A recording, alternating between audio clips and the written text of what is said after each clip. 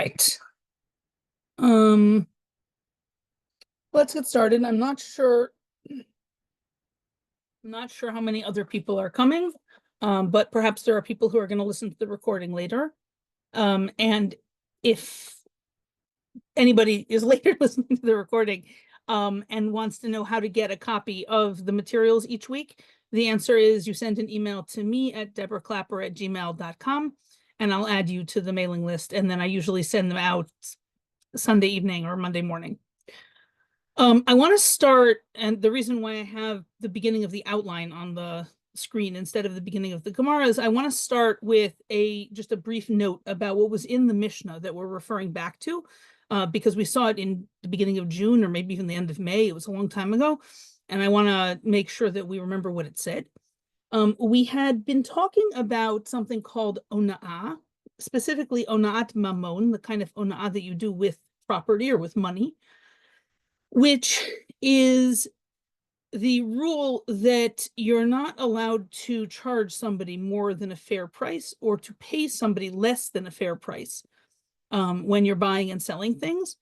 And specifically, ona'ah is the rule that if you overcharge by a sixth or you underpay by a sixth, and we had a long discussion about exactly what a sixth means, but let's be vague about that for the moment. Then you need to restore the money to the proper person in order to make the price correct. If the price was wrong by more than that, then the cheated party has the option to reverse the transaction and start over again. If the price was wrong by less than a sixth, whatever a sixth is, then the presumption is that everybody just sort of agrees to a little bit of inaccuracy in prices when they participate in transactions, and that less than a sixth, you just agree to swallow if that happens. In particular, the Mishnah that we are looking back at, though, was a list of kinds of property which, when you buy and sell them, they don't actually have a law of ona'ah. Okay, and there were a bunch of other laws that also don't apply to those properties, and that's the part that we're interested in. So the properties that don't have ona'ah were slaves, with the usual caveat about slavery being evil, but nonetheless being real in the time of the Mishnah and the Gemara, and we need to deal with it. Contracts, that is to say, you're buying somebody else's debt, right? I am holding a contract that says somebody owes me $100. I don't really think they're going to pay me, so I sell the contract to you at a discounted rate. You pay, I don't know, $40 for it because you think you have about a 40% chance of collecting it. I get something, you get a chance at getting the whole thing, right? That kind of purchase. Land and sanctified property. Sanctified property being things which have been already dedicated to a sacrifice or donated to the upkeep of the Beit HaMikdash. Okay, the other things that also don't apply to that kind of property are if a burglar steals one of these things, they only have to return it. They don't have to pay extra. Ordinarily, a burglar would always pay at least double, meaning you give the thing back and you also pay for it. But if you in a burglary, you steal a cow or a sheep, then you sell it or you kill it, then the payment is 4 times. There's 4 cows for a cow, or 5 times. No, I'm sorry, that's backwards. 5 times for a cow, 5 cows for a cow, and 4 times for a sheep. 4 sheep for a sheep. Now we get specifically to the things our Gemara is going to be interested in this evening. And ordinarily, an unpaid guardian, right, somebody who's taking care of your stuff for you as a favor, if something goes wrong and the stuff that they're taking care of is damaged, they can ordinarily swear that it's not their fault and they didn't inappropriately use it, and then they don't have to pay for it. In the case of these slaves, contracts, land, and sanctified property, they don't even have to swear. They just get off if they just say that that's what happened. And a paid guardian, right, that's somebody you're paying to take care of your belongings. Ordinarily, they would always have to pay for theft or loss, right? Those are the things you're paying them to prevent. So it makes sense that you're going to hold them responsible if those things happen. And things that are beyond their control, they would have to swear that it was beyond their control, right? That I'm sorry, but it was struck by lightning. Your animal died because an epidemic swept through town, and an invading army carried off your belongings, whatever. It's something that there's no way you could have prevented. Those things you would swear about as a paid guardian.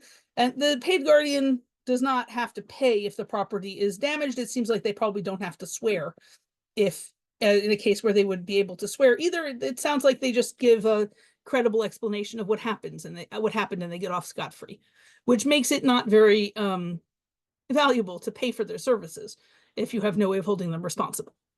Okay, that last clause is what we're interested in this evening. That with reference specifically to sanctified property, which is what we're going to be interested in, a paid guardian does not have to pay if something goes wrong. Okay, so here we are. Nosei sachar eino mishalem. So that's the quote from the Mishnah. The paid guardian doesn't have to pay. Rami le Rav Yosef bar Chama le Rabba. So Rav Yosef bar Chama brought to Rabba a Mishnah that seems to contradict our Mishnah, right? Which is not in principle a problem necessarily.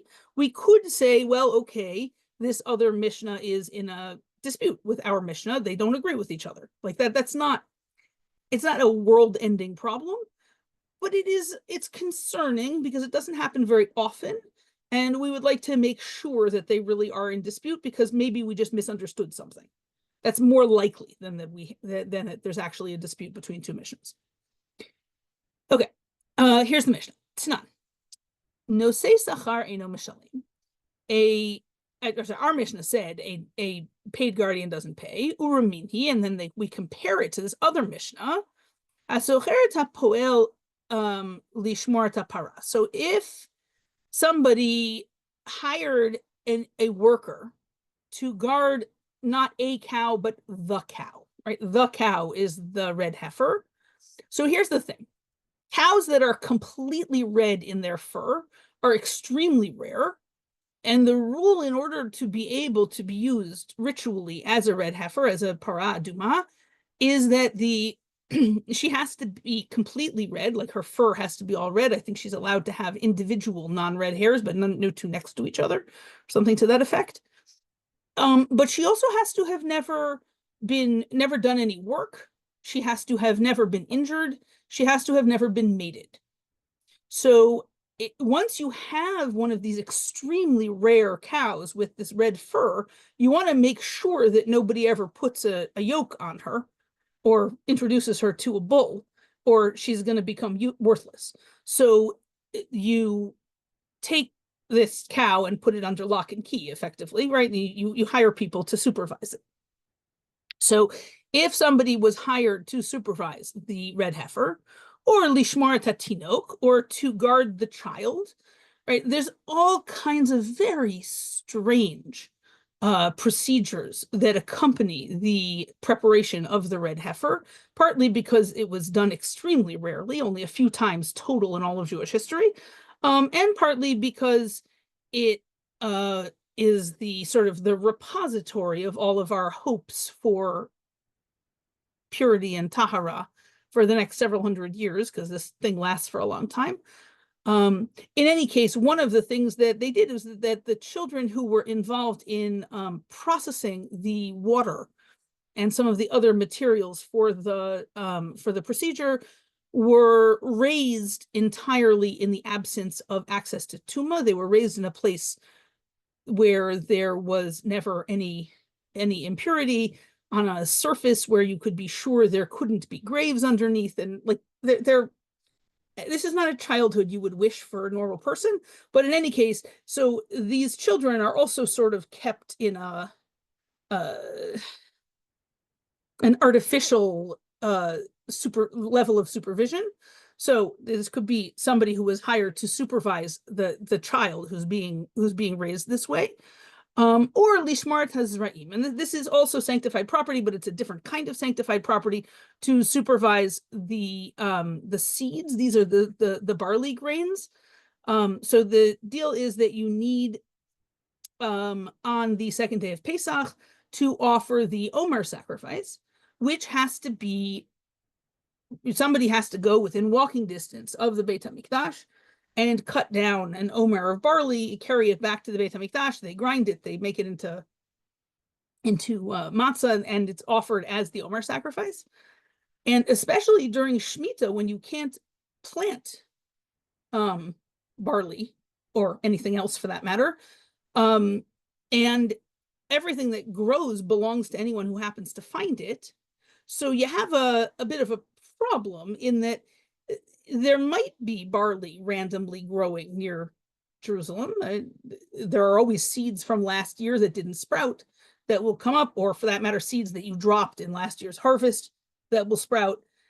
So you do get a certain amount of sprouting even without planting, but there's no way to protect the stuff because everybody's supposed to be able to eat it. And so what they did was they hired guards to stand at the gate of the fields that belong to the temple and politely remind people that there wouldn't be a possibility of bringing an Omer offering if anybody ate this barley, and that they should, go away. You can't actually stop them from taking the barley, but you can explain to them that it's not nice. And so that's what these guards were meant to do. Apparently it worked. It sounds like, in fact, they were able to offer the Omer even during Shemitah. But the whole thing is a little bit fraught. In any case, so in all three of these cases where effectively the temple establishment would hire a guardian to supervise the child or the cow or the growing barley. We don't pay them for Shabbat, right? And this is a case where it didn't actually say how we're hiring them, but a normal you hire a worker case in the Mishnah is that you're hiring them on a daily basis, which in fact for most kinds of farm labor and whatever probably is how people were being hired. Although in this case, especially when you're talking about supervising a child for potentially 10 years at a time, hiring the caretakers as daily babysitters doesn't make a lot of sense. And also the cow is going to need to be supervised for a number of years until she's old enough. So probably we're just bringing that as a starting point in order to then compare it. But our starting case is you hire the person on a daily basis. They don't get paid for Shabbat. Lefikach ein achrayut Shabbat alav. Therefore, they do not have responsibility for Shabbat. Okay, we're going to have to figure out what that phrase means, so I'm leaving it vague for right now. Haya sachir Shabbat, sachir chodesh, sachir shana, sachir shavua. If he was hired for a Shabbat, that's a week, like 7 days at a time, or for a month at a time, or for a year at a time, or for a shavua, which shavua is the word that we use for week, like 7 days, but that here is Shabbat. Shavua here in this Mishnah is a 7-year Shemitah cycle. So if you hired them for any of these periods of time, a week, a month, a year, or 7 years, all of those are longer than a week, then notnim lo schar Shabbat, he does get paid for Shabbat, lefikach achrayut Shabbat alav, and therefore he is responsible for what happens on Shabbat. So what does it mean to be responsible or not responsible on Shabbat? So our first suggestion is, my love, l'shalem. Doesn't responsibility mean that if something goes wrong, he has to pay for the damage? Now that would mean that this guy who was hired to take care of these sanctified things, the child presumably as a human being is not sanctified property, but the cow is. It's not clear to me exactly what the sanctification status of the barley is. Usually the barley would not be sanctified until after it was harvested. So let's assume we're just talking about the cow for right now. So you hired someone to take care of this cow. If you hired them for, say, 3 days at a time, and that overlaps Shabbat, they can't be paid for Shabbat, so they can't be held responsible for Shabbat. So if something goes wrong on Shabbat, they don't have to pay for it. That's our first thought. And then if something goes wrong, if we would hire them for a year at a time instead, if something went wrong on Shabbat, now they would have to pay for it. The problem is that contradicts our Mishnah, because it sounds like whether this guard has to pay for what goes wrong with this sanctified cow depends on whether they're being paid on a monthly basis or on a daily basis. And our Mishnah seemed to think that you don't ever have to pay for something that goes wrong with a sanctified cow that you're caring for. So that seems like a contradiction. So we say, no, it can't be that it's about him having to pay. It must be lahafsid secharo. It must be that what we mean by responsibility is that he's going to lose his wages, meaning he won't get paid for the time period in which something went wrong. But that's not going to work because we already said he has responsibility if he's being paid for Shabbat. He does not have responsibility if he's not being paid for Shabbat. So it doesn't make any sense to say he doesn't have to lose his wages if he wasn't being paid, right? That's kind of circular. So we're gonna reject that.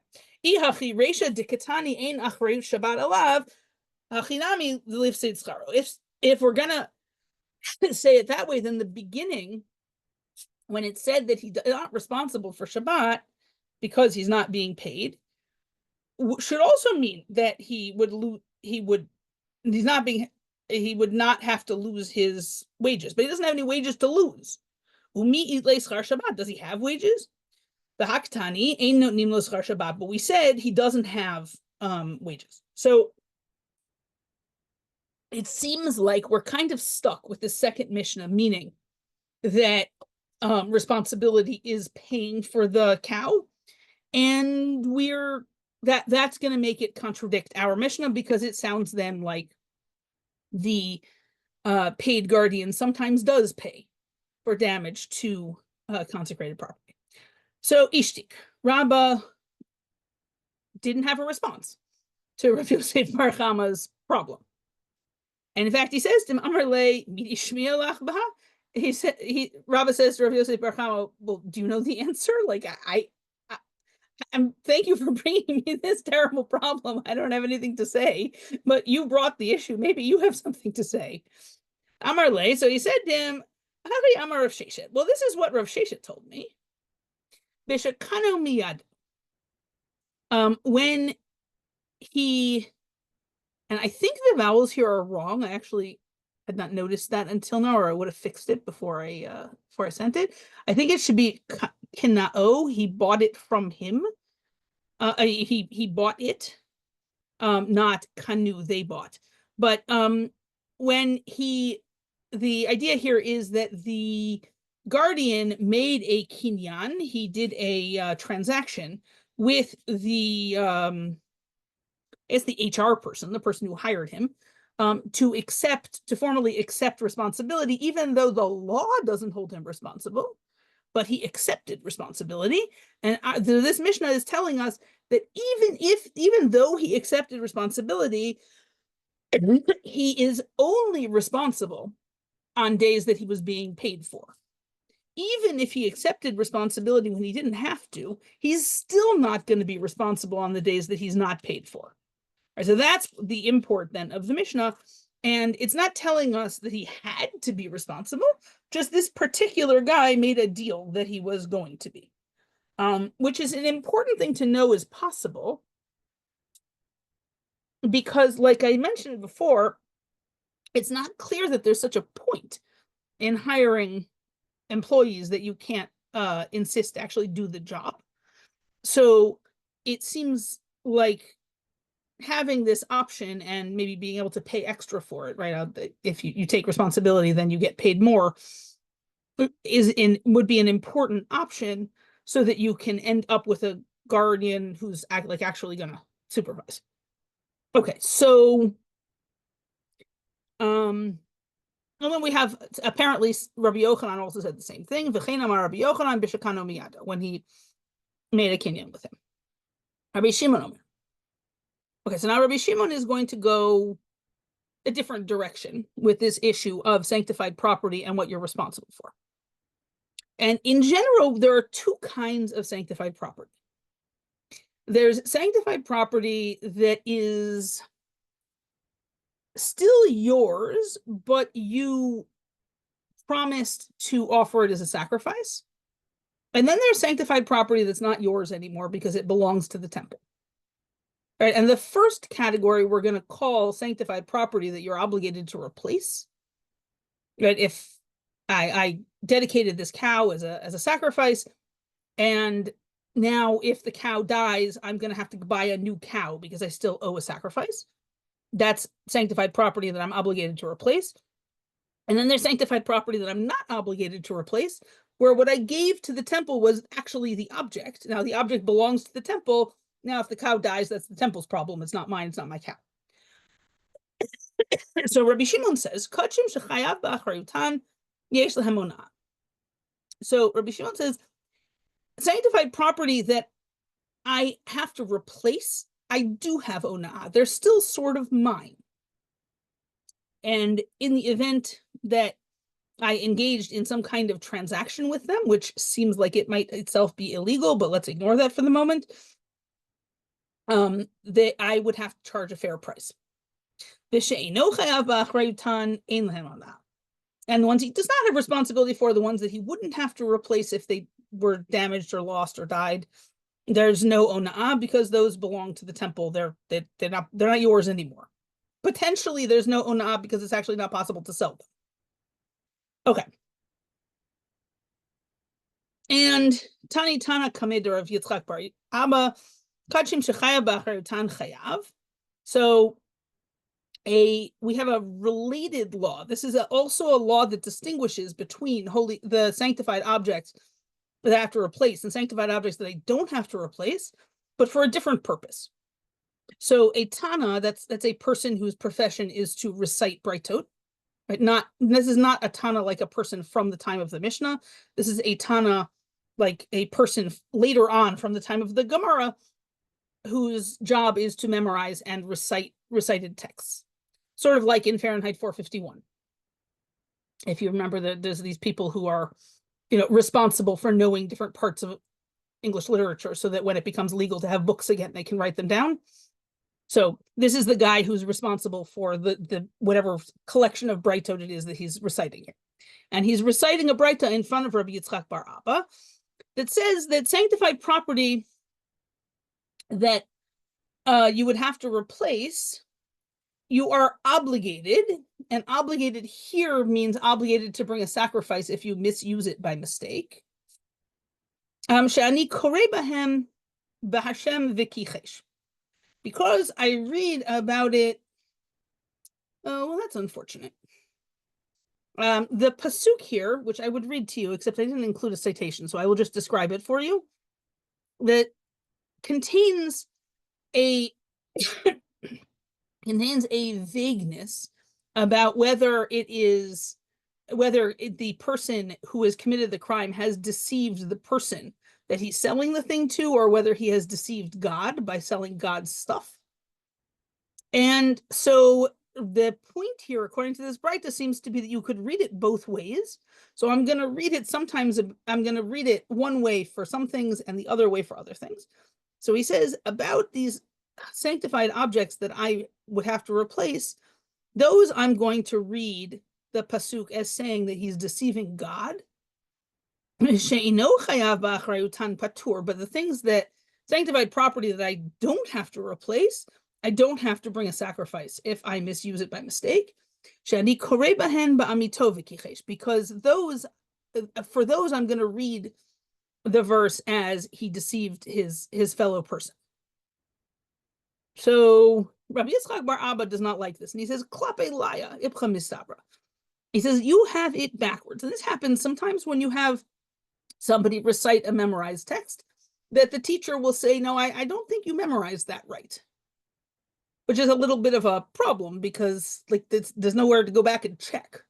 Right? This person is the human library. So the Tana says, "Amrle Ismeish." He says, "Okay, should I, stop reciting that one? Should I delete it from the collection of Braitas?" And Rabbi Yitzchak Bar Abba says, "No, you don't have to go that far. Just fix it." He says, "Lo hachi kamar." No, say it like this: "Chadshim shechayav ba'achrayutan chayav." Oh, the sanctified property that he would have to replace if something goes wrong, he's obligated to bring a sacrifice if he misuses it by mistake. Dit rabu mi b'Hashem v'kichesh. Because it's included interested in the idea of deceiving God, not because it's the only reference of that, but because it's included in it. But if it's something that he wouldn't have to replace, then he doesn't have to bring us a sacrifice. The im eats be'amito v'kichesh, because it's excluded by he deceived his fellow. You're not deceiving another person by selling something that's not in any way yours by mistake. Okay. We had one more clause at the end of that last Mishnah, in which Rabbi Yehuda and somebody else, Rabbi Shimon maybe? I don't know, we'll get to it in a second. No, Rabbi Yehuda and Rabbi Yehuda ben Betera had suggested other things that shouldn't have onah. That is to say, other things that you should be able to charge inflated prices for, and that shouldn't be a crime. Not necessarily all for the same reason. But Rabbi Yehuda had suggested, Af hamocher sefer Torah ein la onah. If you sell a sefer Torah, that shouldn't have onah. Lefisha ein, I'm sorry, I'm in the wrong line. Af hamocher sefer Torah margaliot ubehema ein lahem onah. If you sell a sefer Torah or a pearl or an farm animal, that shouldn't have onah either. And the Gemara brings a braita to explain why. Tanya Rabbi Yehuda Omer, Af hamocher sefer Torah ein la onah, lefi she'ein kates l'gameha. He says, if you sell a sefer Torah, that shouldn't have onah because there's no limit to its value, right? Rabbi Yehuda is offended by the idea that you could say you overcharged for that Torah, because by saying you overcharge for the Torah, what you're saying is, nah, the Torah is not really worth $100,000. It's really only worth $80,000. And that's kind of insulting to the Torah. You think Torahs have infinite value, so you can't overcharge for them. Okay.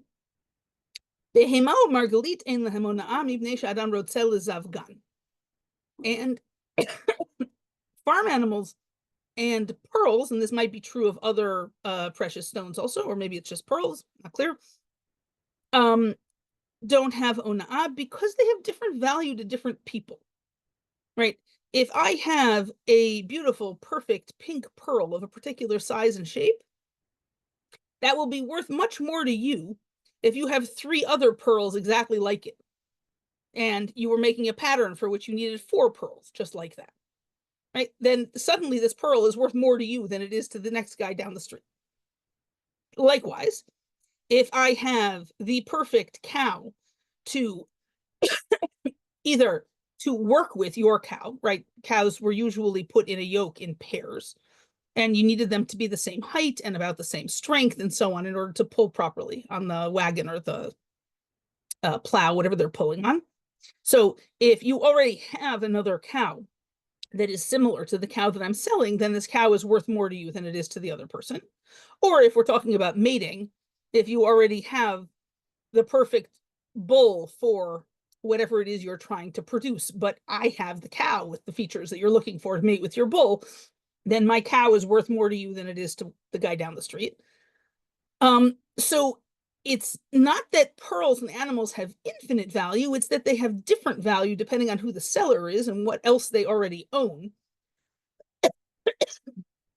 And as a result, it doesn't make sense to talk about a correct price, because the price is whatever the person is willing to pay, and that's reasonable, Rabbi Yehuda thinks. Okay. Amrulo. So the other rabbi said back to him, V'halo hakol adam rotzel zavgan. He said, but people like to match all kinds of things. You like to match your shirt with your pants. You like to have 2 shoes that match each other. You like to have your, I don't know, the hardware on your kitchen cabinets match the hardware on your front door. Whatever it is, people like matching stuff. That's a thing people do. So once you're going to start going down that path, you're going to have to say that there's no such thing as a correct price for anything anywhere. So we're not willing to do that. Rabbi Yehuda said, Hani chashivi le v'hani lo chashivi le. Rabbi Yehuda said, yeah, but matching these particular things is important. The other stuff, they don't care as much, but these things matter. Okay, that dispute did not get resolved. But it would seem that the next question that Amemar is going to ask is a question on Rabbi Yehuda, meaning Amemar says up to how, the Gemara asks up to how much, and Amemar answers it. It seems like up to how much is okay, Rabbi Yehuda. How much more do you think it is reasonable for a person to pay for a pearl just because they have another pearl that's the same? Or for a cow because they have another cow that's the same? And Amemar says, ad kedei demehem, up to their value, meaning that Rabbi Yehuda would think that it's reasonable to pay double. So if this pearl is on the normal marketplace worth $1,000, then if I specifically need a pearl that looks just like that for my pattern, then I might pay $2,000. But if you charge me more than that, there's still going to be, even according to Rabbi Yehuda, there's going to be ona'ah. Just the standard is going to be way higher.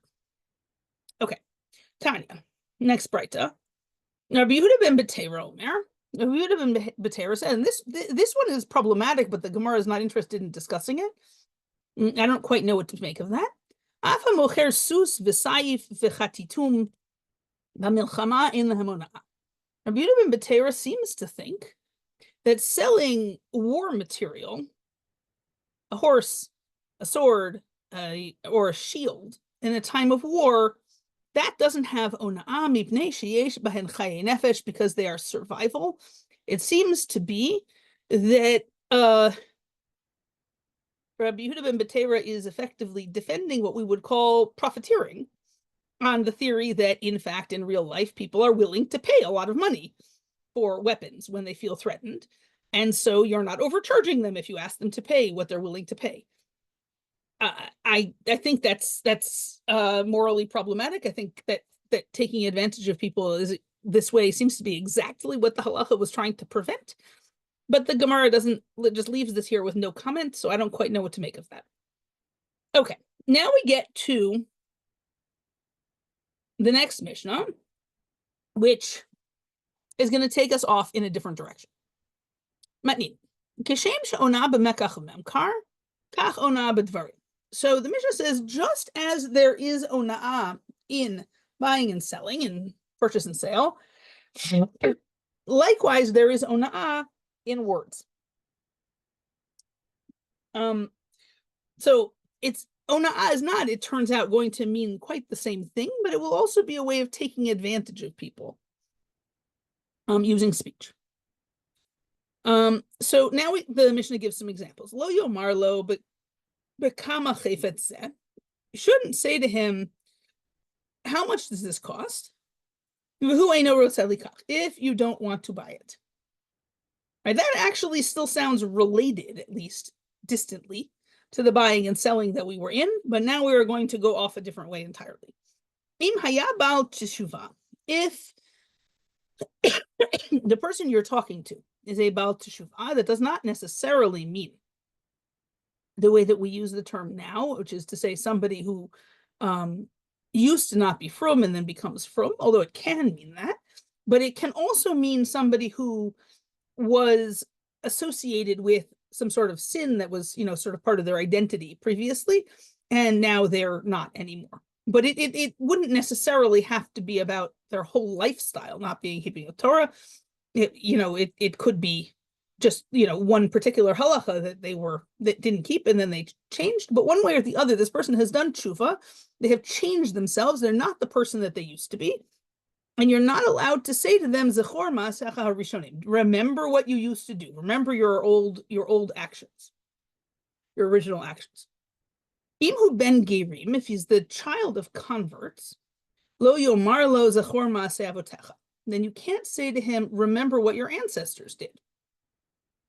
Right? Those two things seem to be, they're sort of taking advantage of a person, but not quite the same way as, you're not trying to get anything out of the other person. You're not trying to cheat them. You're just trying to be mean to them. Right? So it seems like we've turned a corner and we've moved on to a different sort of exploiting other people's vulnerabilities. Shenemar, as it says in the Torah, V'ger lo toneh v'lo tilchatzen. Don't oppress the convert and don't pressure him. And the word that I translated as oppress is the word that we've been using for ona'ah, whatever ona'ah is, all the way through. So there's a specific, in addition to there generally being a prohibition on doing ona'ah with other Jewish people, there is also a specific prohibition not to do ona'ah to a convert. In fact, I believe that pasuk appears more than once in different forms. Okay, moving on to the Gemara. Tanu Rabbanan. Breita says, Lo tonu ish et amito be'onat dvarim hakatuv midam. Okay, so the Torah says in Vayikra Kafeh that a person should not oppress his fellow person. And the Gemara says that, or the Breita says that is talking about ona'at dvarim, oppression that's done with words. So let's have some context here. We were back in 25:17, right? Yeah. So let's have the whole pasuk. Lo tonu v'lo tonu ish et amito, and a person should not oppress his fellow. V'yareta me'elohecha, and you will fear God, ki ani Hashem Elokecha, because I am Hashem your God. Okay, so that ending part is going to be important in a minute, so hold on to it.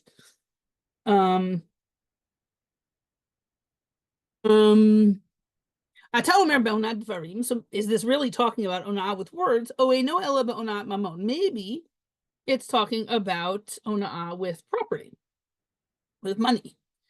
But the thing is that this pasuk, or something very similar to it, appears repeatedly.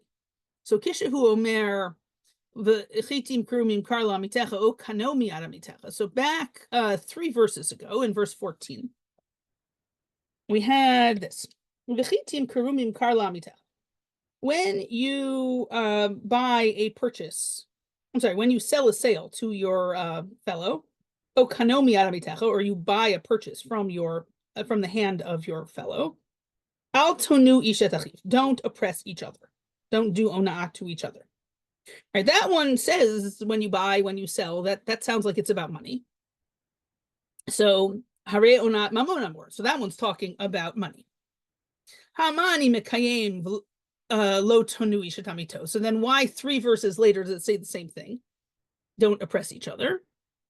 So that's be'onat dvarim. That must be talking about something else. That's talking about oppression or ona'ah with words. Haketzad. Okay, so what is it I'm not supposed to do? How do I do this? Im hayab al tshuva al yomar lo zachor ma'asecha rishonim. This one is the same as one of the ones in the Mishnah. If he was a bal teshuvah, don't say to him, remember what you used to do. Im hayab ben gerim al yomar lo zachor ma'aseh. And if he was the child of converts, don't say, remember your ancestors' behavior. Im hayab ger. This is a new one that was not in the Mishnah. Ubal lilmod Torah, al yomar lo pesh achal nevelotu trefot shkatzim remasim bal lilmod Torah shenemar mipi hagvura. So if he was a convert and he came to learn Torah, and this accusation is so specific, it almost has to be a quote of something that somebody actually said. Although I hope not, because it's pretty nasty. If the convert comes to learn Torah, don't say to him, will a mouth that ate dead things and torn things and creepy crawly things, will that mouth come to learn Torah, which was spoken from the mouth of God?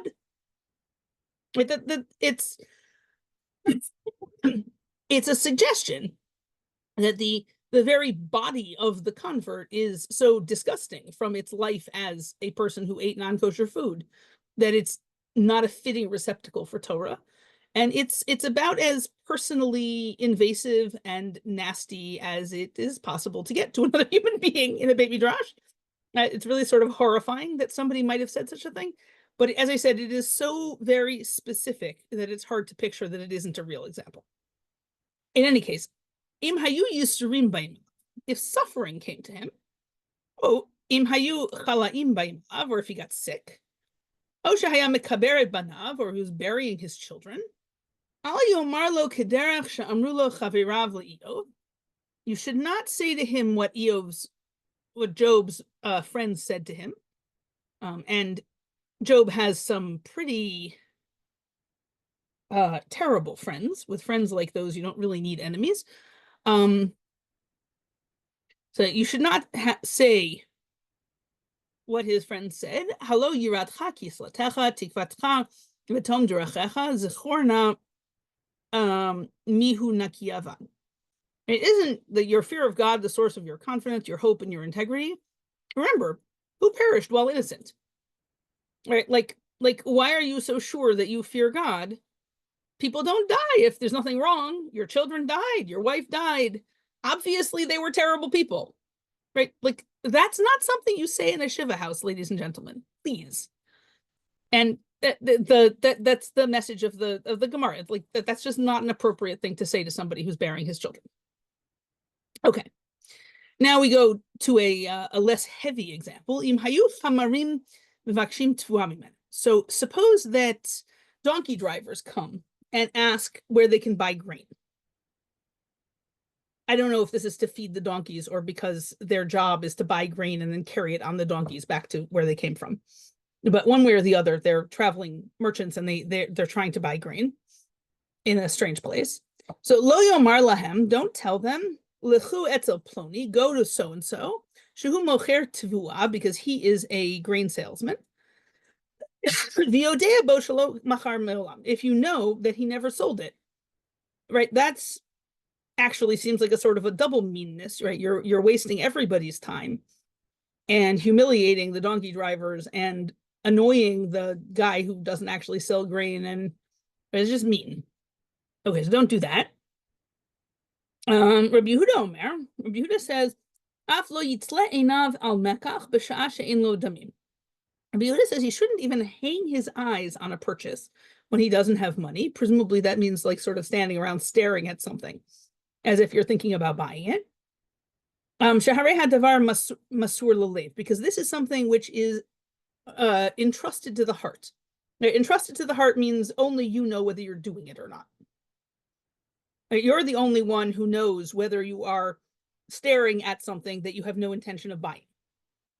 Because nobody else can tell the difference between, I thought about buying it and then I changed my mind. Or I thought about buying it and then I remembered I didn't have any money. Right? Those would both be legitimate.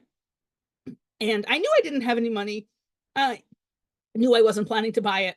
But I like staring at it. So I stood there and stared at it anyway. Right? You're the only person who knows the difference between those things. So this is something that can only be policed by you. Nobody else can tell you whether you're doing the right thing or the wrong thing. And the hadavar masur l'leiv, anything which is entrusted to the heart, ne'amar bo v'yareta me'elhecha, that's what the Torah says, fear God about. Right? So sometimes in some mitzvot, the Torah will say, do this and fear God. Right? And this theory, Rabbi Yehuda's theory here in the Gemara, is that the reason why it says and fear God is because those mitzvot are mitzvot that are impossible for other people to enforce. The only person who knows if you're committing the crime is the person committing the crime. And therefore, the only person who can enforce good behavior is the person doing the behavior themselves. And therefore, you need to fear God, because that's what's going to motivate you to behave properly when nobody else could possibly know whether you're doing the right thing or the wrong thing. So to Rabbi Yehuda, that means that this law has to include things where the victim might not even know that they're a victim. Right? The only person who really even knows that you're doing something wrong is you. It's still wrong and you shouldn't do it. Okay, we are really literally in the middle of something here, but as you can see, the time is short, and so I stopped it here because it doesn't end anytime soon. So we will go on with this, but we will not be meeting next Monday night. I have a thing at my son's school that I have to go to. So I will see you 2 weeks from tonight here in the Zoom. Thank you very much. It was good to get started again. Are there questions?